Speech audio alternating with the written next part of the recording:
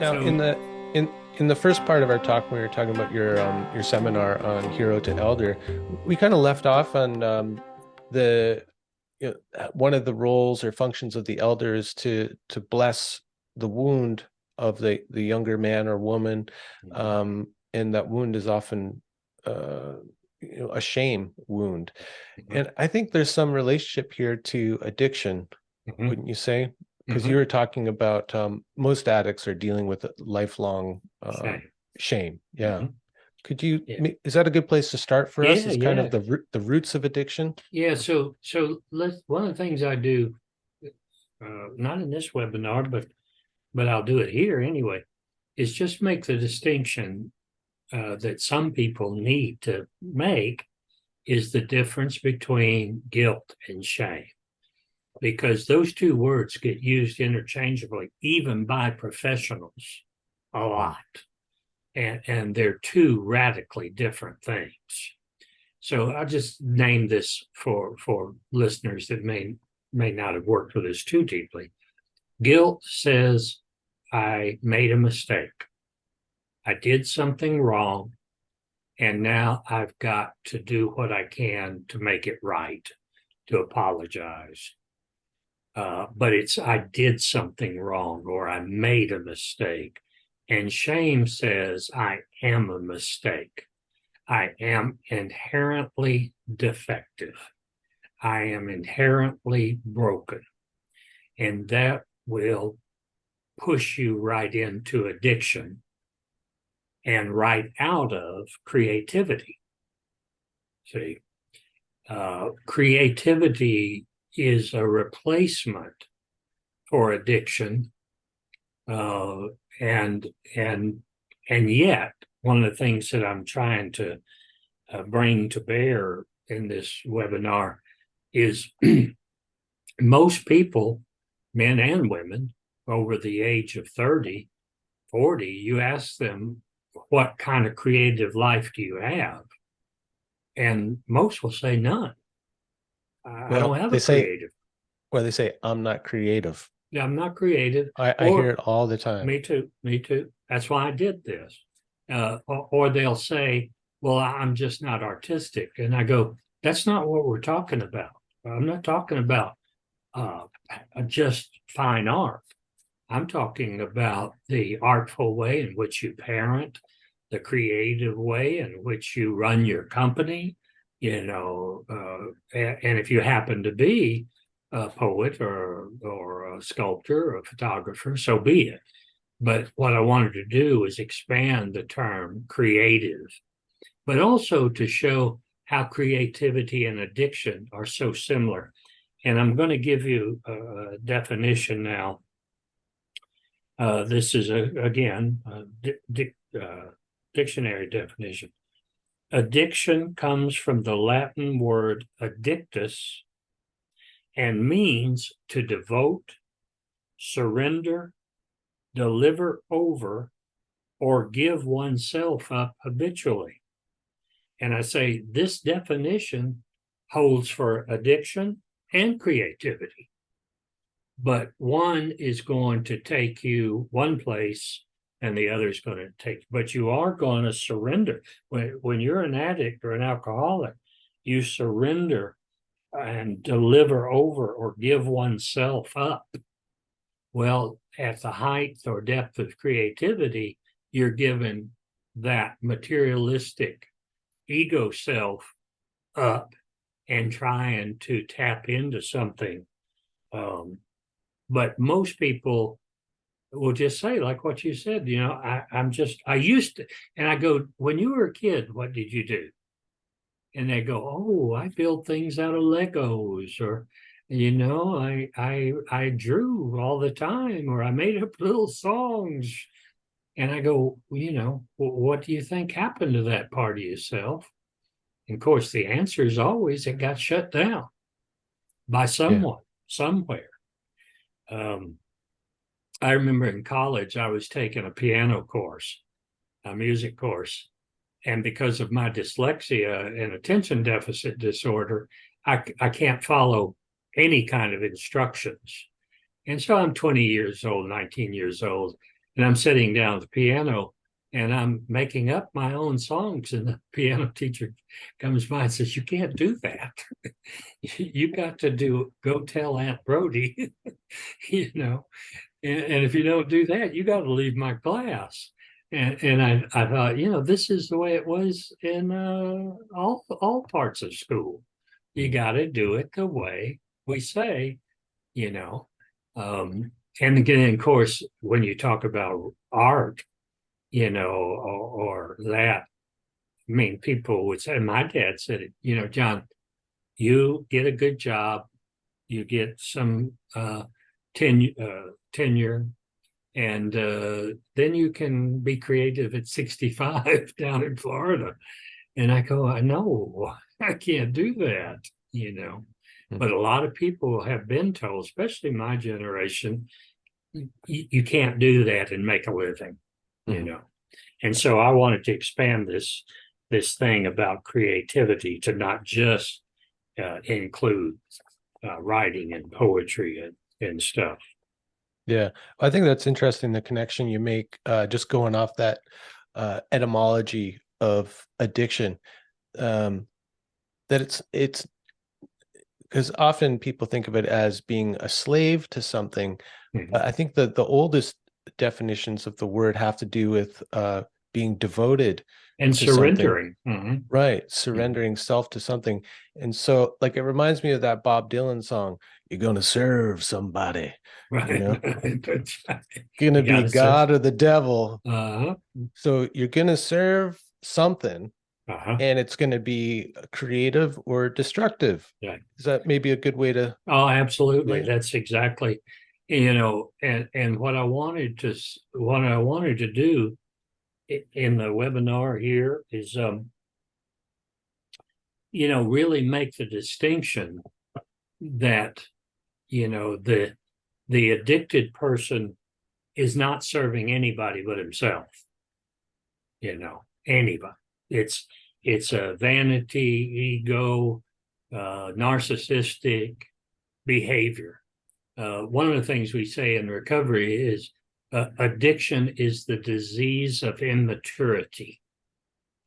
And so I put these two workshops together because of what you just said. One does flow into the other. The elder is going to serve, the hero is going to take, and then the creative person is going to serve, and the addicted person is going to take. And so there's a symbiotic relationship there. Mm-hmm. What I did, Brian, like I did with the hero and elder, I drew a line down the middle of the page and I put at the top creativity. And then on the other side, I put addiction. And so I broke these down as a way to convey what I'm trying to talk about. And so I'll read a few of those to you. Creativity, number one, the longing to remember. Addiction, the longing to forget. Creativity wants to more fully engage with reality. Addiction is a power struggle with reality. Creativity is about introspection and reflection. Addiction is about projection of their shadows onto others. So one's introspection and reflection, the other one is projection. I'm drinking because I grew up in a bad home and it's your fault. Creativity generates possibilities. Addiction eliminates possibilities. Creativity attempts to receive the messages from the unconscious, our histories, present and future. Addiction silences those inner and outer voices. And just a couple more. Creativity is open to synchronicity. Addiction is closed off to all coincidences. Mm-hmm. Creativity gives us and others energy. Addiction depletes, drains, and destroys our energy and others. Mm-hmm. So, hoping that sort of compare and contrast process, will go, oh, yeah, yeah, yeah, I see that. Yeah, it certainly shows how they go together. Now, kind of like where we started with the shame, and uh, so I think so many people listening have had this experience where they were expressing themselves in some way as a young person, and they got made fun of for it, they got shamed for it, and they these are the same people who say, oh, I'm not creative, I'm not artistic. It's like they internalize that judgmental, demeaning voice, Mhm, and then they walk around and live with it for the rest of their life, even after they left the parents home. mhm, mhm. And that shuts down their creativity, right? Right, right. And so, like you were talking about in that compare and contrast, creativity is listening to the inner voice, addiction is shutting down the inner Mhm, voice. mhm, Now, so if we've got this judgmental, shameful inner voice that's shutting down our creativity and connection to life, and depleting our vitality and all that, how do we deal with that inner voice? Like, what are some of the strategies you found to be helpful? You remind me of something very stupid I did one time when somebody in an audience asked me that question. How do you get rid of those inner voices? Well, I didn't say get rid of. I know I'm not Oh, falling into okay. that trap. Well, how do you get them? Really, you want to integrate them and turn them into a creative process. But I remember somebody said that, and I said, "Well, I got a process that we'll do." And they said, What's the process? And I go, all right, so step one is you turn your head Right, crank your neck to one side. like this. Mhm. Step two is you take your hand like this. Right, And step three is you go, get out of there. like you knock them out of your head. Like Yeah, you can knock them out. No, it ain't that easy. It yeah, ain't that easy. But what happens is, again, if you have elders and blessings thrown your way, the shame will eventually reduce and reduce. If you articulate that shame in a creative act of any kind, that'll reduce it. Therapy will help reduce it. Poetry will help reduce it. right. Just slow down a bit. Like I think of that like expressing it, getting it out, externalizing it. It's like treating it with light or something, Uh-huh. Yeah, right? bringing it into out of the shadow. When I wrote my first book, The Flying Boy, I told the truth about my shame, about my father-son wound. I put it all out there, again, not thinking it would ever become a published book. I just needed to bring this stuff into the light of day, and consequently, uh, you know, nobody would publish it at first because it was just too stark of saying this is how my father beat me. This was 1985.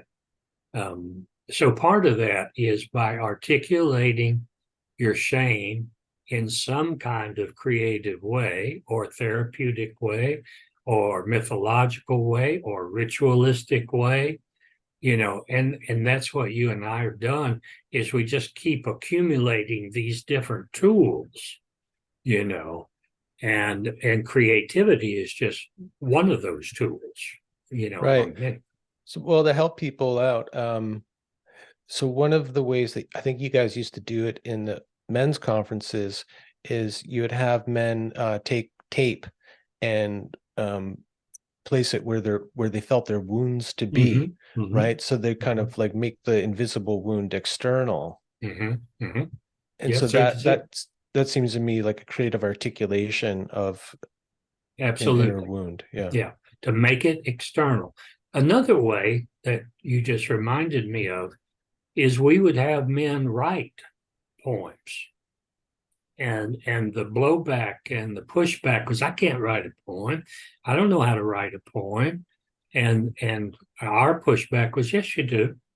You just were told that you didn't, that you didn't know how or you couldn't.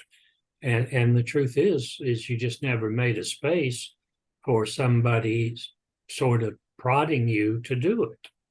And then another one was then to get them to read their poems, which is like, now I know this is not the best thing Yeah, you get the whole read. disclaimer beforehand, right? Yeah.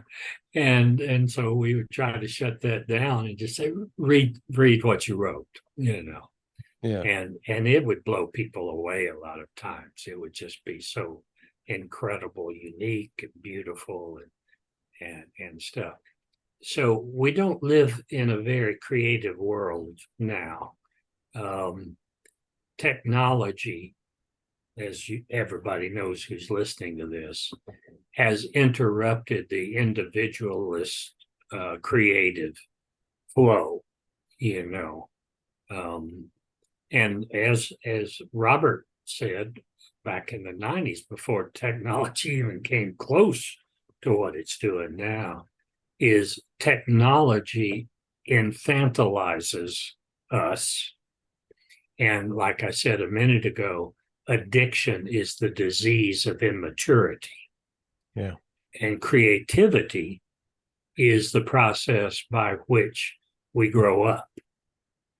Not overnight, but we grow up. Yeah. But the addiction keeps us in infantilized state, Mhm. Yeah. I mean, my wife Debbie and I were just talking about this last night. We're addicted to images and information these days, and we're sucking at the digital teat of the internet constantly. And I think what I feel that does is it fills you up with other people's images and ideas, and it leaves no room for the creative expression of what wants to come through you in a unique way. There's no room for it. You're so That's right. full That's of right. all this other stuff. That's right. And so I always recommend to people the first thing you got to do is moderate the intake. You know, you got to give some space for the inner wisdom, the creative vision, whatever it is. You got to make some room for that. Otherwise, it's going to be blocked. Absolutely. And blocked creativity turns into addictive behavior. See, that's So it's like an that. Ouroboros, right? The addictive Uh-huh. behavior blocks Mm-hmm. creativity, block creativity leads to more Exactly. addiction. Yep. Yeah, it's it's terrible to see. The truth is, I could have gone on was it chat PT or Don't even, BT? we don't have to invoke it here. That's That, right. But I could go on it today yeah, and say, prepare me a presentation on creativity and addiction. And I could have just sat back, hit enter, and out it would come. And everything that's been written on creativity and addiction, I don't have to come up with anything. It's right there by pushing a button. That's fucking scary to me. yeah, That's man. why I I think wanted to do I, something on creativity. Go I think ahead. that's great. And I'm glad you see that connection. Like it's scary to me too. And I think sometimes people think I might be making too much of it. Mhm. Um, but the way I see it is that when we outsource our creativity to the machine, we give away a piece of our soul. Oh, right. Like I think it's Right. that serious, I man. do too. I do too. What scares me is sort of the same thing that scares me about climate change is people won't really believe the depth and seriousness of climate change and technology. You know, I mean, but I don't go out a whole lot. But when I go to restaurants or bookstores or whatever, the man and woman, or two men sitting together, both of them are on their iPhone. You know, conversation has pretty much ceased. I was in a restaurant a few weeks ago, and I was reading a book while I was waiting for my food, and this Like a woman, book? You mean a book made of like paper? like a book, yeah, like a What? real, yeah. What a relic. Well, now here's how much of a relic it really was. This woman walks by and says, "What are you reading?" And I said, "Oh my God." She said, "What's the matter?" I said, "Nobody's asked me what I'm reading in years. You're the first person who's done it." And she sat down, briefly and said, "Well, tell me what you are reading." Man, And I've had that experience, in the subway in Montreal, in the cafe out here in the small town. Mhm. It signals to other people, here's a kindred spirit, uh-huh. somebody who still appreciates the written Yeah. word in a physical object, a book. And I think we're drawn to each other, right? And we And will we're ask, willing to engage another person. but we're hungry for it Yeah, actually, right? that's Not why just when willing, but like, let's talk books. I literally went, "Oh my God." And she, "What's the matter?" And I go, "Nobody's asked me what I'm reading in a restaurant in years." Whereas in the 60s and 70s, especially 80s, you go into a cafe, and particular types of cafes, and there would be writers and readers. And you'd walk by the table and say, "What are you writing? What are you Mm. working on? What are you And reading? Yeah. what are you reading? Hmm. Is it good? Is it something?" That has totally ceased in our culture. Yeah. Well, I mean, not totally, right? Well, It that still one happens. woman, yeah, that one woman. But so the creativity part is really, it's imperative that people keep reading and write. Like Maya Angelou was asked, "How did you become a writer?" And she said, "By becoming a reader." Yeah, yeah. you know. Um, and now everything is so snippets, you Yeah. know. Um, Let me so run let me run yeah, something by you related okay. to that, John. And because I think like part of the thing with addiction too is like the antidote to it is to live like a deeper, more soulful life. Hmm. Like I think that was Carl Jung's like main idea around addiction is that we're reaching for the wrong kind of spirit. Like Yep. there's been like going back to what you're saying earlier about the dangers of literalizing Hmm. and kind of confusing levels. But I've been thinking a lot these days about how novels, not like fictional novels, literature, have been in my life so therapeutic Hmm. in many ways. Like one of the ways is I think it taught me from a really young age empathy, Hmm. because if I immersed myself in the life of a character of a novel, I was seeing a whole world, a whole perspective outside of my own, and feeling the feelings as the character feels them. Hmm. I mean, that's one of the things I think we get from reading novels, but Hmm. there's so much. And I think there's something to it about like, what were we doing before psychology? We were reading Reading novels novels. and talking about dreams and things, Uh-huh. very simple Yep. things. Yep. Yep. I mean, what do you think about reading as therapy? Yeah. Oh, believe me, I mean, if you could see my novel collection, it's pretty expansive and wide ranging because of what you just said. I mean, you made me think of how reading John Steinbeck's Grapes of Wrath made me more empathetic with my own people who come from the Appalachians mountains, and the people who migrated to California, and poverty and prejudice and racism stuff. I mean, just out of the book Grapes of Wrath, you know, Hawthorne's book The Scarlet Letter. Again, it's like how bigoted and small-minded, and how we project our shadow onto men.